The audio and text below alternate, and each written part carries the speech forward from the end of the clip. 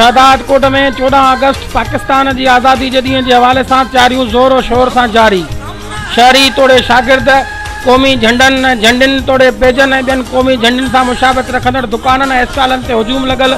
शहरनि उन सिलसिले में वाई साहब शहदाद कोट से ॻाल्हाईंदे चयो आहे त क़ौमी नज़रिए की बुनियाद ते जॾहिं मुल्क असांजो आज़ादु थियो ऐं असांखे मज़हबी रसूमात जी जेका पाबंदी हुई उन उहा पाबंदी हटी वई, आज़ादी मिली, इन जे करे तमामु घणी ख़ुशी महसूसु कयूं था। जश्न आज़ादी लाइ कुझु सामान ख़रीद करण लाइ हिन सां लॻे थो त सभु पाकिस्तानी जाॻिया आहिनि त एतिरो शऊर अची वियो आहे जो तव्हां सोचे बि नथा सघो। वॾो मज़ो थो अचे हिकु पाइण में। सही आहे। 14 अगस्त सां ईअं सही ईद जो ॾींहुं आहे। होॾां शहरनि पंहिंजे घरनि बिल्डिंगनि दुकाननि तोड़े गाॾियुनि खे क़ौमी झंडा लॻाए सिंगारे छॾियो आहे। ॿिए पासे मुख़्तलिफ़ पाड़नि में मासूम ॿारनि पिण क़ौमी झंडनि वारनि झंडियुनि सां पंहिंजा पाड़ा सिंगारे छॾिया आहिनि। कैमरामैन वकार भट्टीअ सां गॾु रमीज़ मक्सी, शाहिद अवान, वाई साहब शहदाद कोट।